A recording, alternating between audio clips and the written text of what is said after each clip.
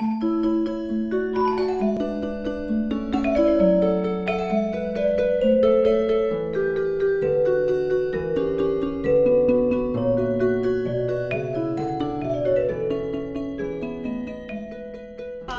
so that you all know, at the hospice, Brattleboro Area Hospice Library, there are some resources available, including the woman who spoke, the short-haired woman, Lisa Carlson. She's in Heinsberg, Vermont, part of the Vermont Funeral Consumers Alliance. And she's written this new book, and what it does is lay out kind of state by state what laws and regulations there are. If you go to funerals.org, there are links to all sorts of things, but this is a book that we have at the office, and it is a good resource to have. So just to alert you to that. Could you repeat her name again? Because her Lisa name isn't on the Carlson. cover. C-A-R-L. Oh, there we So, go. I think you should give equal billing to Josh, who is Yeah. also from Vermont. Yes. He's a character and incredibly knowledgeable, and happy to have you call him up with questions. He's part of the Vermont, anyway, part of the Funeral Consumers Alliance. So I did have some people who wanted to say a few words about experiences they have had doing this type of work. And just so that you know, a volunteer of ours, Greg McAllister, is going to film this part of the evening just so that people who weren't able to be here tonight maybe would hear some of the discussion that happens. And another volunteer of ours, Rich Ewald, is taking some notes possibly for an article for the paper.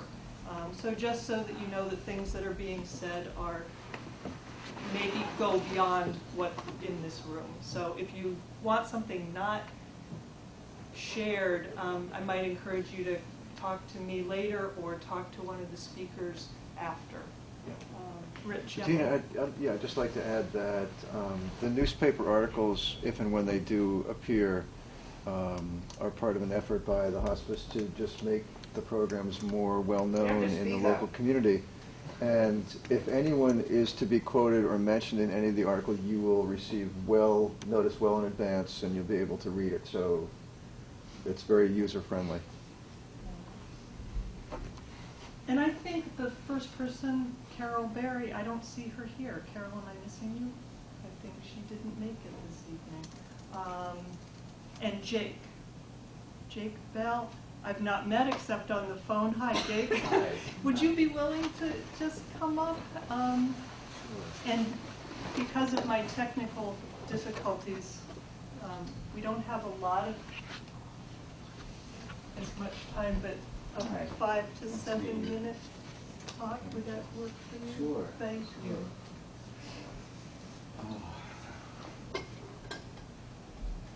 Well, hi. Hi. Hi. And it was about this time last year that my dad went into the hospital, and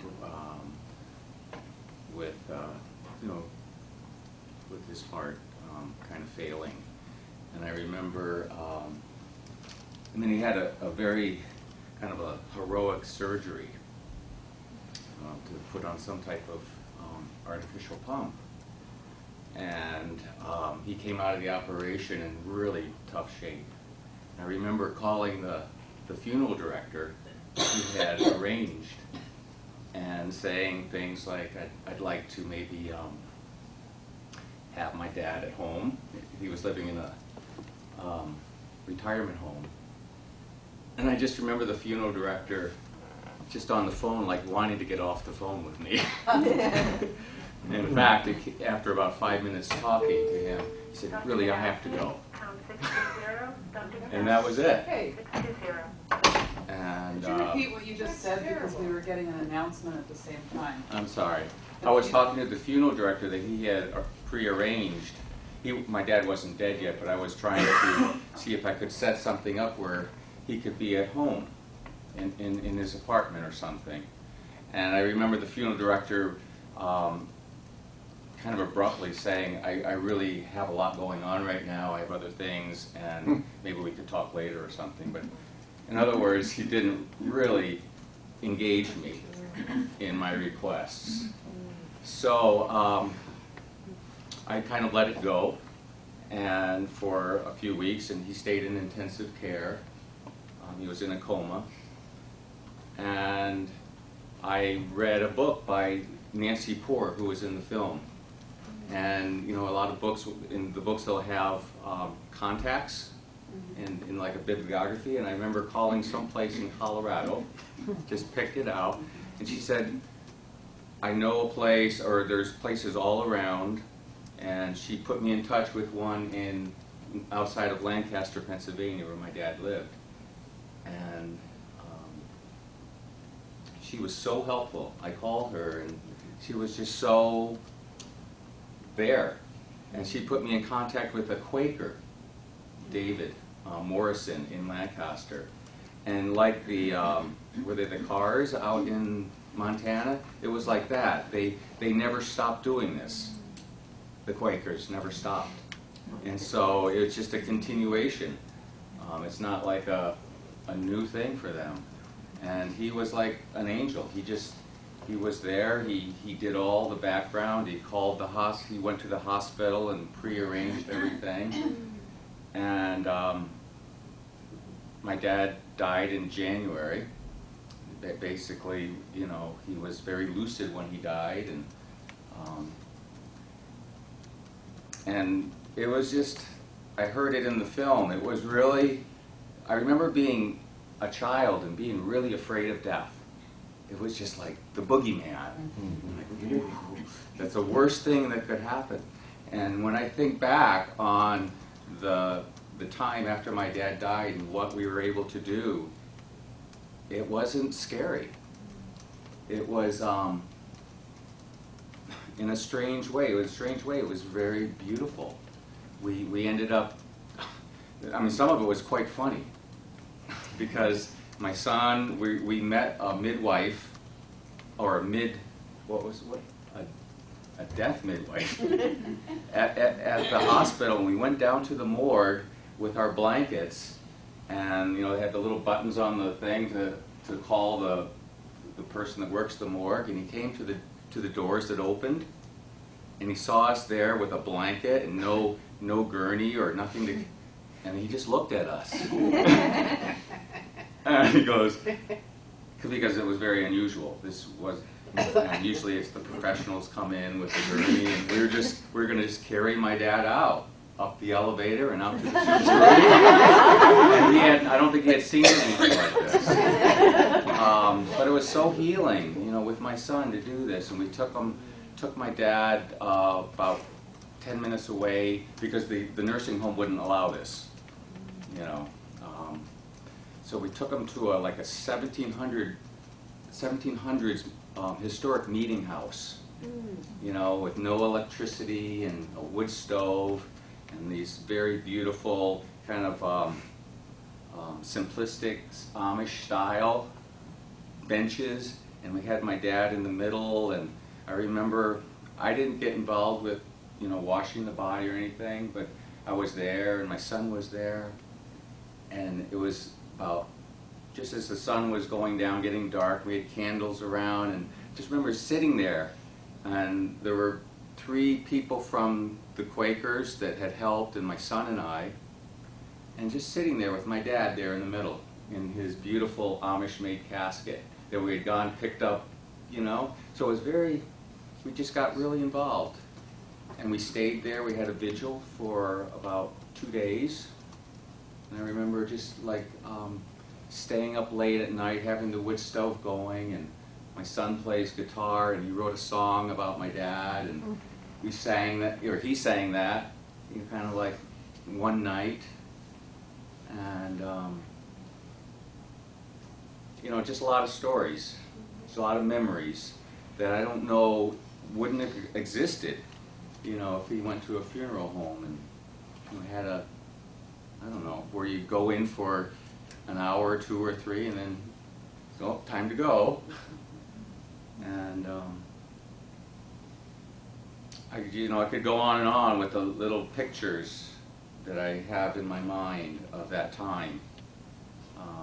Like, I remember it was a time, one of the most precious memories was when we were first sitting there in the dark with the candles, and one of the people said to us, "Well, tell us about your dad and Grandpa." And I remember my son just, just saying something that I'll never forget, that how he felt like his grandpa really opened his heart in those last weeks in the hospital. That he was kind of a stoic man, but something happened at the end of his life that he couldn't even talk. He was on a ventilator, but his eyes just sparkled, and big smile when we would come in, and just hearing my son just kind of say that about his grandpa. And I think that something like that wouldn't have happened maybe in another situation. So it gives you time. It gave us time to have things like that. And my mom came in, and she's got like early dementia. The next day she came into this meeting house, and she was just like a little kid. And she says, how did all this happen? Because we had pictures, we had gone to, Walgreens and gotten all these pictures of my dad and set them around with greens, and so I don't know what we did. We ensouled it. We just made it like you saw in the video. Put things around, and we were in charge. It was our thing. We were the funeral directors, so we got to make it what we wanted to. So. And then what did you do with your dad? Did you bury him in a cemetery or put him Yeah, in? we had a church service, pretty traditional, but like the Quakers, I remember how they let him down with the ropes. Yes, and that's nice. and it was interesting because my dad was a minister in a kind of fundamentalist, conservative church, and so we were doing some of these things that they had never really seen right at the church. They had a cemetery right at the church, and the people, made comments like, "That's so beautiful how you did it." They liked it. They liked that it was kind of, that we got involved with the ropes, letting it down, and all those things I found very healing to be involved, physically to do that to my dad. So, maybe I can just say one thing why I even did all this. When I was a boy, my memory when I was in say 9th grade, my grandpa died, and I just remember they lived with us. My grandpa lived with us, and I just remember the paramedics carrying my grandpa down the stairs of our house, and that was it. I think my dad said, "Your grandpa died last night." There was no funeral. There was nothing. Oh. And as a young boy, I think that just kind of lived with me. Go, something's missing here, and I was determined, with my dad. And I think that was part of the impulse to do it differently. That we need ritual, we need this time. So, anyways, Thank you. Thank you. Beautiful picture. thank you for doing this. Oh, you're welcome. And you'll be here at the end if people Sure, want yeah. If you want to talk a ask little me bit. anything, I'd love to talk about it. Great. Yeah, thank you. Thank you so much. Krista. Krista Orcha is someone who has done this work with families, similar to some of the folks that you saw in the video, and just wanted to say a few words about her work as well. So thank you. Thank you. Well, I want to start off with a couple of snapshots of my life quickly of how I got to be here. And the first one is a story that I completely have in common with Jake, is that when I was 11 years old, my sister and I were staying over at my grandparents, who we were very close with, and they were babysitting because my parents were out. And my grandfather had a heart attack that night and was taken away on a stretcher. And then as children, we were shielded. you know, from the experience and didn't go to the funeral, which did happen. I don't even remember where we were. I just know that was it. We never got to say goodbye, you know. And then skipping 9 years past that event, I was living in a community where an important member of the community died, and there was a 4-day vigil where people came and sang songs and read poetry and his favorite books. And there was at least one person vigil with this man for 4 days. And that just clicked with me like, look, there was a complete resolve and conviction in me that this is the way I'm going to care for my loved ones when they die. Another little step in there is that a couple of years after that, I had a stillbirth after the birth of my first child, and did the best I could to have a home funeral on my own, but I know it was too short. I think that if I had had more support around me, that it would have been a little bit longer and, you know, more than a half an hour is really what it was. But that if I had more support around me, that I could have completed the grieving and moved on, you know, in my life faster. So then the next 20 years chunk of my life, I'll just say I've worked with people in all different ages in being supportive in transition. I've taught natural childbirth classes to pregnant couples, and I worked as a doula, being on call for that childbirth time and, you know, showing up and assisting. Also, I've helped, I worked in early childhood, and I helped mothers in that transition of letting their children out for the first time, just like that separation of being okay with having their children out in the world for the first time. I've worked with parents whose teens are having rites of passage, initiatory experiences. I've worked with teens having rites of passage. And yeah, the parents in the stages of letting go again. So I knew quite a ways back that I would sometime be doing this work in my life because of me seeing as I was going through these steps from my grandfather, my own stillbirth, that yeah, so one day I read about Sacred Undertaking workshop that Jonathan Hasse was putting on. And Nancy Power was one of the, I think the eldest women in this film that was speaking. And she wrote this book, also Jake mentioned it, called Living into Dying. And Nancy worked with Jonathan to help pass on, or she worked with Jonathan like as an apprentice to pass on the body of knowledge that she had learned over you know, a couple of decades of doing this work on a small scale in her own community. And Jonathan's been a mentor for me in this work. And so I started an organization in New York State that's called Chrysalis, and we were in a home funeral guide service. And I knew at the time that I started that I was going to be moving to Vermont, and the Brattleboro area has been my second home for the last 9 years or so. I have a lot of friends and extended family members here.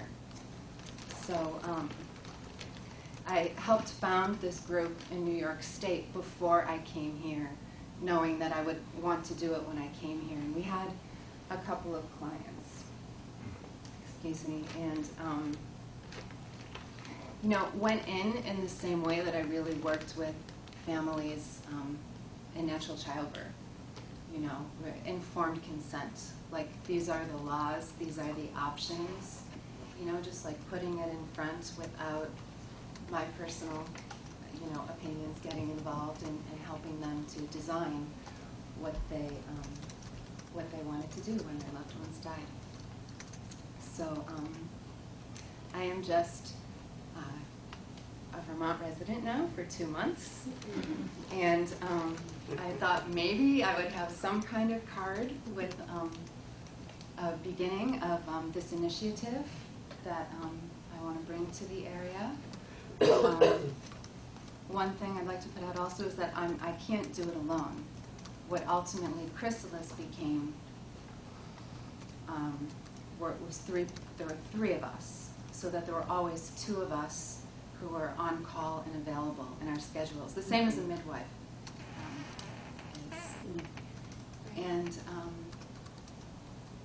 Yeah, I know that there's a scale between how much families who decide to do this want to do it completely themselves, and how much it's nice to have a container holding the experience for the family, so that not every family has to reinvent the wheel every time, and that, you know, the tips of how to handle dry ice are just, you know, presented, possibly even pre-death, you know, so it's making things easier. So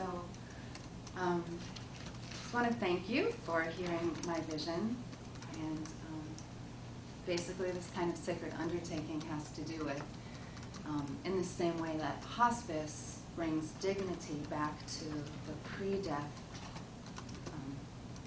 care, this is the idea to bring dignity back to the after-death, and empowering families to be able to, you know, have that continuity of loving care that they have had with their loved ones from the beginning till the end, cradle to grave. Could we hear your name again? What's that? Could we hear your name? Yeah, Krista Warcha.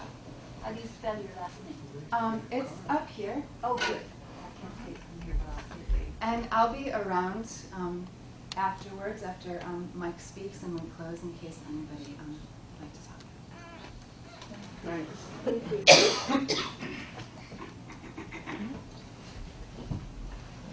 Thanks so much. And Mike Mayer has an experience also with this kind of work on a personal level. I want to note that the time is 7:45, that we were a little late starting. Encourage you to stay while Mike speaks. If you really need to be out of here at 8 o'clock, we certainly understand that too. But if you can stay and hear him out, he has a great story to tell. So, Mike, thank you so much. Thanks, for Bettina. being Thanks here. for making all this happen tonight. It's wonderful. I'm thrilled that so many people are interested in developing more dialogue around all of these issues. I didn't make a film about my experience, so that would have been great. However, I did write a few words because I thought there's so much that I would like to share with you in terms of the personal experience that I and many in the community have had over the dying and death process of my mom over the last year. She was the co-founder of hospice 25 odd years ago, maybe longer, I don't even remember. But let me just jump right into what is obviously so momentous an experience. It goes beyond words, but here's a crack at sharing some of that with you in words. We've got a choice in how we approach the veil that separates us and our loved ones from this world and the next. Hospice helps us see death and dying as a natural stage of life and provides support in managing that process gracefully. But what about once your loved one actually dies, is no longer there to care for? Seems like a natural place to end the hands-on caregiving, let someone else take the body off your hands, handle the details. Well, my story offers an alternative, with beauty and power, some humor, and a compelling theme, which is this. And you've heard it tonight, but here it is encapsulated one more time. Home burial can be an immensely rewarding and practical culmination to the life of a loved one, in which those involved find a connection to one another and to the process of saying goodbye that evokes a special love, appreciation, openness of heart, and acceptance of the new, all of which endures. Picture the last evening of the Indian summer we all enjoyed last week. Sky clear as the moon a night or two before being full, rose just as darkness fell. Anybody outside to experience some of that a few days ago? My close friend Peg and I emerged from the woods where we'd been walking by moonlight to the clearing not far from the house that we call Pam's resting place. Pam's the name of my mom. There, 2 stones stand, one atop the other, as if they'd been there forever, both found on the land. The stout foundation stone inscribed with her full name, dates of her coming and going, and an inscription from the magical book she so loved, The House Above the Trees. That inscription was, she let the forest think through her. On its shoulders stands a smaller head-like stone with an overhang that shelters a carved rock Celtic cross, a favorite of my mom's, depicting both her Episcopalian roots and her deep earth spirituality, her Episcopagan self, as she loved to share with me.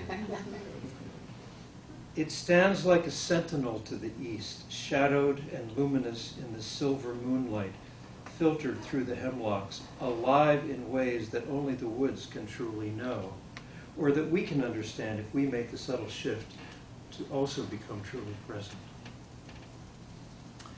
Pam's life was given over to the practice of being, with others, with herself, and most dramatically, with the woods. Being with ourselves, with one another in nature, quote, celebrating the sacred interdependence of humans and nature. This is the tagline for the Manitou Project, which she helped organize 25 years ago on 250 acres of sanctuary land in Williamsville, Vermont, 15 minutes from here. Little thrilled her more deeply in the last year of her life than knowing that where her loved ones would offer her remains upon her death would be that very place. A Valentine's Day stroke left her much compromised and in pain till we got the mince right.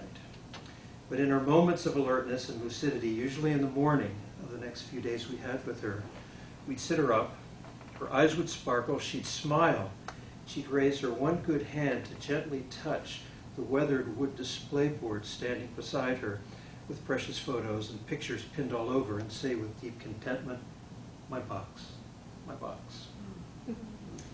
This was her telling us she was ready, knowing that the casket we designed and made ourselves of local pine, with a form-fitting hingeless top that served as an interim artful bulletin board, that this was now complete. Planning had begun months before, with the hole dug prior to freezing on a special spot selected together on her beloved Manitou land, and with research into logistics and paperwork, which Bettina and I had spent some months getting together, and of course we'll be able to share some of that later if we have some time. With the box finally done, she could die in peace, and she did. Next morning, we shut the window to her bedroom she'd left open to the chilly night, and placed her body on a blanket in the box we'd set on her bed. Her 2 daughters, assisted by 2 close women friends, laved the body in traditional manner, taking great care to wash and oil the body with lavender, sage, then dressing her in just the right clothes and necklace.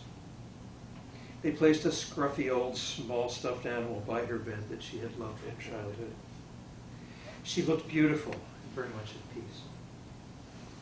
I did the traditional mail jobs, completing the work of preparing the casket with dry ice, which I'd acquired the day before the long President's Day weekend, which was fortunate since she died on a Saturday, so there were going to be 3 days before I would have been able to find dry ice. And I fixed the top of the box with hardwood pegs, seeing the final funeral director, who agreed to meet me at his office on a Sunday afternoon to prepare the necessary burial transfer permit, as I'd persuaded him to do. Now, unlike some of the other undertaker experiences we've heard, this fellow has a different story. When I asked him, well, just to say a word about the burial transfer permit, this is something that usually is done by a funeral director or by a town clerk in Vermont or New Hampshire. But because of the holiday, of course, we had to make special arrangements. It was an online process, and I was thrilled when this guy had agreed to come in and see me on his day off. When I asked him, okay, how much do I owe you for this, he looked at me and smiled. He said, you don't owe me a thing. You have shown me exactly what I want to do for my mom. Now here's a guy who's buried probably 1,500 pieces, 1,500 people from the Kendall retirement community in Hanover, where both my parents died. And here I was taking away his business. And in fact, I was the first person to ever sign for a body as the funeral director, who was not such a person, but who was a family member. So I was quickly becoming known around Kendall as Mike the Mort. But anyway,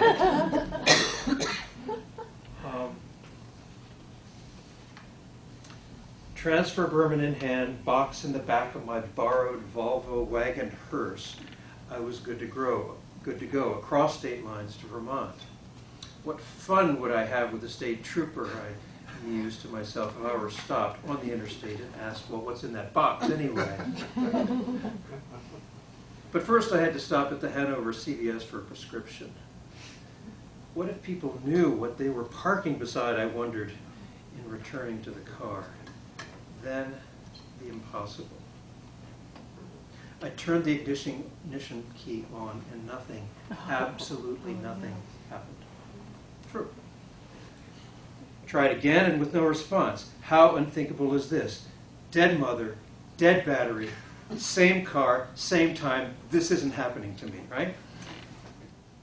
I got my wits about me enough to arrange for AAA to come, give me a jump start. And who was it that showed up? Perky young fellow with beard, who, bit of a stoner, nice beard, kind of hippie hair, Stiffy, written across. So Stiffy got me up and running, and I could go on, but it was an incredible experience for all of us. We did bury her on the land about 40 yards from where I live. The box that I had built with my cousin, a beautiful pine that we got from a local mill. Total cost between him, paying my cousin something, dry ice, $150 worth the last 4 days, and the inscription from Keene Monument Company, about $1,000. Could have been half that if we didn't pay anybody for our box. Compare that with a close friend's funeral. She just put her mother away, $17,000. Oh. And the 7 brothers and sisters are still grieving because the open casket was really not what they wanted. It's the only thing they've known about. And because of traditions in their family, Irish Catholic and so on, this is the way we do it. Unfortunately, they had not had more education to better discern what might have worked best for them. So what's behind this process? It's planning.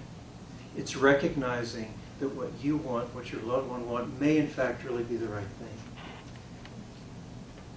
And entering into it with a sense of joy, because that's really what this was. This was a culmination to her life. For those of you who know something about Manitou Project, raise your hands. All right, well, we got some brochures if you know. This is really what it's about. This is from the same wood that that we made the casket from. And I'll just offer this because this stands right by the resting place. Do not stand at my grave and weep. I am up there. I do not sleep. I am 1,000 winds that blow. I am the diamond glints on snow. I am sunlight on ripened grain. I am the gentle autumn rain. When you awaken in the morning's hush, I am the swift, uplifting rush of quiet birds in circled flight. I am the soft star that shines at night. Do not stand at my grave and cry. I am not there. I did not die. What is that from? Who knows? There are stories about where it came from. I've heard it before, but I don't know It where is said that it was found on a World War I veteran, or it came back. And I mean, there's stories that abound about where this came Where from. would you find a copy of it? I'll give you one. Yeah. I'll go to a copying store and make one for you. Just make sure I have your email or something. Yeah. Information. I'm privileged to be a singer with the Hollowell Singers. Just the other night, we went to Pine Heights, and there was a lovely, lovely man there who was in the hospice room there. And we came and we sang a song that was the first song, and he had no expression. His eyes were wide open but glazed over. We really didn't think that he was seeing us. But as soon as we started singing, we saw this gentle, gentle smile begin to open, and he raised his arms from under the sheets. His arms went up like this. He knit his hands behind his head and just... We got an email a little bit later that night, and in fact he died. This was one of his last experiences. So what I think of as the opportunity for home burial as being not just an extension of what we shared with our friend Roy that night in the hospice room at Pine Heights, but it's also pulling backward into his life, into the life of our loved ones. How can we make this experience what it is that we live for? What is it that we can share with those who are important to us and for ourselves? So with that, I'll just clam up. And should we talk more about logistics? I mean, let me just say very quickly, if you die in Vermont or New Hampshire, whoever is your attending physician will sign a death certificate within 24 hours. You get the death certificate, you go to a town clerk, or you do like what I did, go to a friendly undertaker, get a burial transfer permit. With that, you can put the body in a place which is, and then there are statutes for where the place can be. It's got to be 5 feet under, which was hard on our land because there's a lot of ledge. We had to dig a few holes before we could get to 5 feet. Can't be within, I think, 50 feet of a property line or a right-of-way. It can't be near, septic fields and that sort of thing. Those things can be worked, can be managed. But those details are really pretty easy. And I'd love to be available, as I know Bettina would, for anybody who's really seriously considering this. And I guess with Chrysalis, we could possibly assist you in giving you some idea about just Where do you what more the get details dry are. ice? Dry ice, there were 2 sources, one in Hooksett, New Hampshire, and one actually in Lebanon that was available. I ended up getting the slightly more expensive version because they do medical transport for Dartmouth Hitchcock, therefore they're available on a more, not just 9-to-5 basis on weekdays. But you can get it in blocks, you can get them, whatever size you need for how long you're going to think you're going to need it for. But that's not a difficult process, and again, there are a couple of places not so far from Brattleboro where you can get that. Just a quick little detail. I thought you needed a coroner. You don't. As far as I know, I'm not one, and Someone everything was to legal for pronounce. me. We ended up Interesting. giving the burial transfer permit to the town of Newfane, the town clerk. Do we have the town clerk of Brattleboro here? Yes, and that Kathy is here. I should have shut up long ago and let you talk about No, these no, things. no, you're doing just fine. I would like to add, though, that you can do your own burial permit and just have any funeral director or any police officer or any town clerk sign off on it. But you Okay. can do your own paperwork. And with the exception of the physician's portion on the death certificate, you could do the death certificate yourself, too, if you preferred. You don't have to have a professional do the death certificate, except the physician's portion. Well, you see, it's getting easier all the time. It is. In fact, we didn't It even is. get a doctor to sign ours. Yep. It was the attending nurse. She was an RN. Mm-hmm. Because she was the one in charge of all these people at the health center at Mhm. Kendall when my mom died. Come see Pam's resting place at Manitou. We've got brochures here if you'd like to see it. And this is a picture of her on the Isle of Iona. And this is who she is. This is that sentinel figure. And this happened to be a piece of driftwood I found on the shores of Lake Tahoe that is so much the lines of who she is Yes. that I just wanted to share it. And each time there's been a recognition of who Pam was. I've had this present, and it sort of helps to carry some of the remarkable spirit that she gave to all of us. There was a question. I have a question about the site itself. So, obviously, you now have a body in this site. What about future restrictions about the site? Well, with the burial transfer permit on record with the town of Newfane, in that burial transfer permit, the venue for the burial is, the guy looked at me and said, Mayer Family Cemetery. I said, sure, that'll do. So there is an easement on the land for Mayer Family Cemetery with approximate coordinates, which I guessed at. There's no survey or anything like that.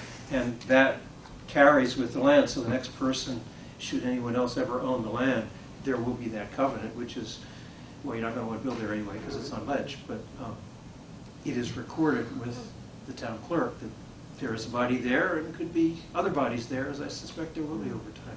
So when you say approximate coordinates, did you, in terms of like, it's 40 paces from the end of the stone wall, like an old-time deed? That's or? exactly what they have. Okay. Annette, do you want to? Yeah, we've had a few families in Brattleboro bury on their own property. And you need the health inspector to go out just to take a look and make sure it's, like, I don't remember what the yardage is, but there's a certain distance you need to be from a waterway. Yeah. And I think that's 150 yards. yeah, and then the health inspector, I'm sorry, feet from not, well, I don't know what the distance is, but I know there is 150 a feet from either a dug well or a septic system, and 50 feet from a water right or something like that.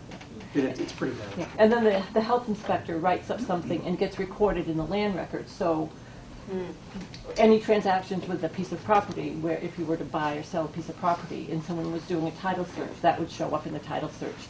So people would be aware of where this person was. And Tim Schaefer did that for us in the town of New Freedom. Happens to be a member of the nonprofit Manitou Project, so he was thrilled to actually contribute to that each time. What if someone doesn't own their own land?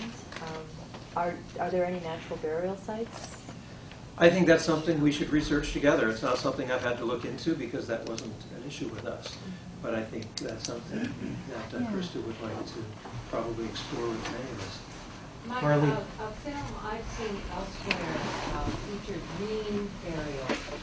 And it was saying that some cemeteries now have a section where you can, have your own casket, whatever, that without the cement thing, as long as you don't have viewing regulations. But it's a very natural look. I have heard there is such a place in Greenfield. In Greenfield. I don't know about it, but I have heard that for sure. Do you want to say anything more about what you know about this place? No, that's all I know. There's a green cemetery in Greenfield. There are a number of cemeteries around the country that are having sections catering to the green burial type of thing. And there's a list, again, if you go to funerals.org and you can link to the, it's called the Green Burial Council. And you can do some research there. I do have a list here of ones that they have kind of signed off on. Some are preserves, where they're really looking to preserve the land as a place where it's really not so much a cemetery. There are no headstones, natural plants. Some of these are just places that are taking a section and letting people bury in that green kind of way. So a couple of things, it's definitely starting to happen, and I think Vermont will have something soon, would be my guess. So the Greenfield one is interesting. If you start your research, you can turn things up for sure. I would like to give my phone number for anybody who'd just like to talk more about the experience. Call me if you feel like it. I'd be happy just to talk to you. This is not my business. I'm just happy to share with you what our experience was, and it was something that really was a very extraordinary thing for a good number of people, family and neighbors and others. Thank you, neighbors, for coming. 258-8598 is my cell phone. Juliet. I think, well, and Beth could probably address this, but Vermont is very liberal. I don't think you have to be embalmed by the state of Vermont. I don't think you have to have a cement casing either. So we're already much better off than states that don't have, you know, we're much more green than people acknowledge it. If you plan to use a cemetery, some cemeteries have regulations that you need a vault, but if you're doing it yourself on private land, you just need a casket. You don't need to be embalmed, and you don't need a vault. Why do you need a casket? How do you get a casket? No, Why do you need Why one? You don't. You don't. So We you just don't thought it have would be to a have lovely thing to have, 18-inch Vermont pine requires boards one. from a local Well, millionaire. Vermont requires one? Vermont requires Yeah, one. but I'm not sure why. Is that true? I'm pretty sure, unless they've changed it recently, Okay. but last I knew they Can didn't. it be a cardboard one?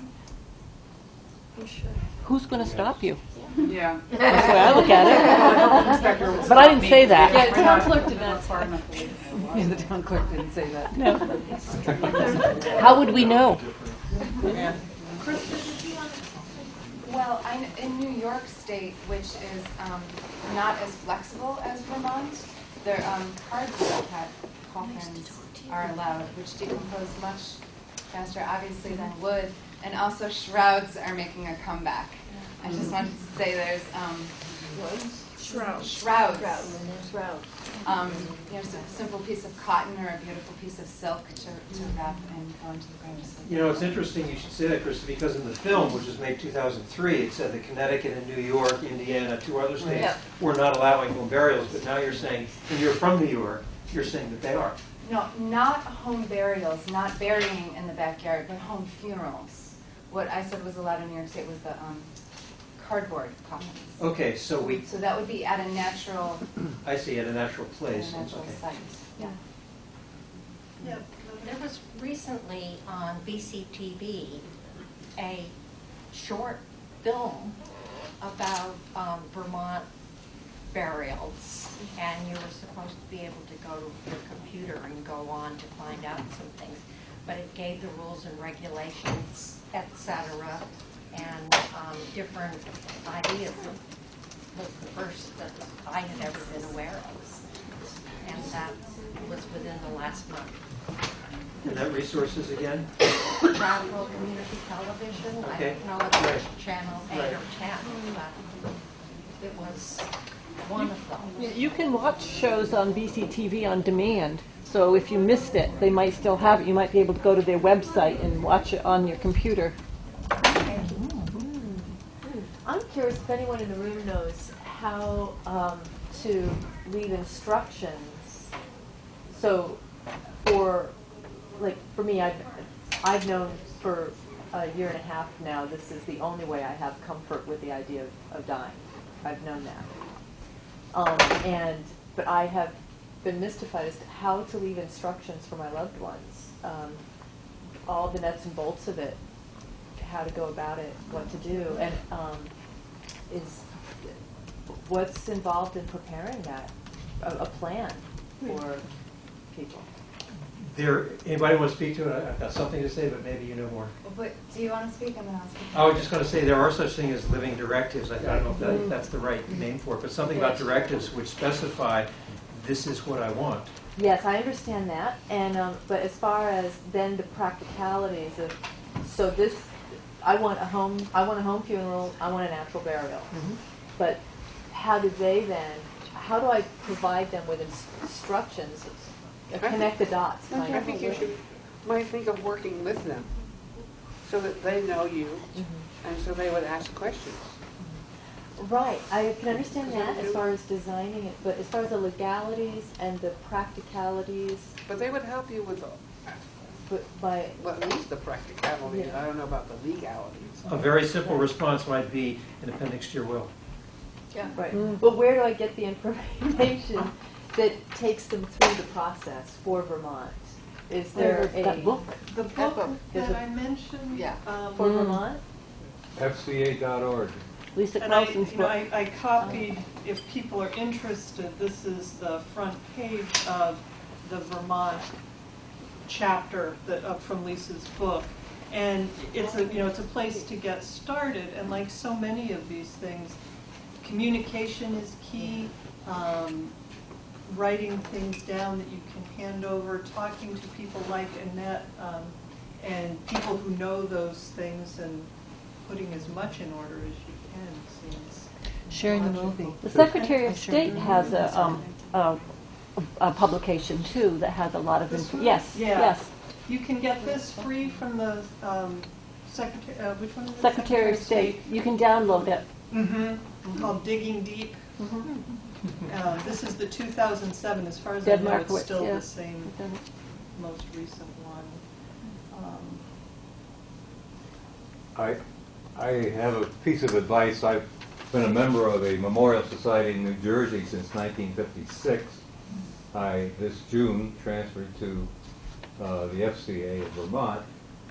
And their best guidance is, yes, you write your living will, you give a copy to your doctor, you give a copy to your lawyer, and you put all your instructions in your refrigerator in Something that's going to rot? That they'll- no, in a plastic bag. It's moisture proof.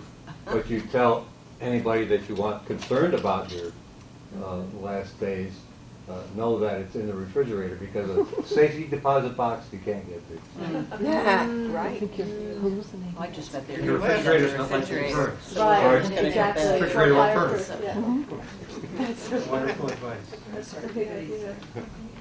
Is there any laws or rules against having your ashes sifted in places? No. You can put ashes, I mean, Josh Slocum says, don't ask, don't tell. I mean, that really, there's, Doug Switzer was just reminding me that at the Episcopal Church here in town, there is a garden where people can have cremains put, but you can put cremains wherever. In the state of Vermont, they only started doing burial permits around the turn of the century, around the 1900s, and it was for health reasons. But they were concerned with decaying bodies. But once a body is cremated, the state or any legal agency isn't concerned about ashes. There is no health hazard with ashes. So as far as the burial permit goes, it ends at cremation. So if you're doing a burial permit and you're using a crematory in Brattleboro, that's the end of the burial permit, cremation. Nobody will ever know what happens to the ashes unless you choose to have them filed in the clerk's office. So if you buried them in a cemetery, a lot of people will bring the cremation certificate in just so future generations will know where the ashes have been buried. But there is no law. There's nothing that says you have to report anything with the ashes. So you would take the, what, to the The cremation certificate. And usually we'll take the cremation certificate with the information on the back. You should make a bunch of copies of it, because you will need it for like Social Security. It's like- Yes, probably. But the crematorium probably will tell you that. I would mean, think. that's how I found out about it when my mom died. Yeah. And I did need them, actually. So it looks like we have another question, and then we should probably close It's not a out. question. There was a wonderful man, I can't remember who it was, that came to our house, and we went through with our daughter there what we wanted, and then it got filed with the Vermont Advanced Directive Registry, and there's a little thing that we have that we put on our license, etc., in case we were to die somewhere else in an automobile accident or whatever. They go to this registry, and this registry, Vermont Registry, is in New Jersey. Yes, and that, the man's name is Ray Walker. He lives in Guilford. Thank He's you. happy to have you call him. He will come and help you fill them out. Great testimony there. Thank you for that. And I really want to thank you all for coming. I hope you taking away some of what you came for. Be in touch with me, with Mike, Krista, and Jake. We all just really appreciate the chance to share this, and thanks so much for coming.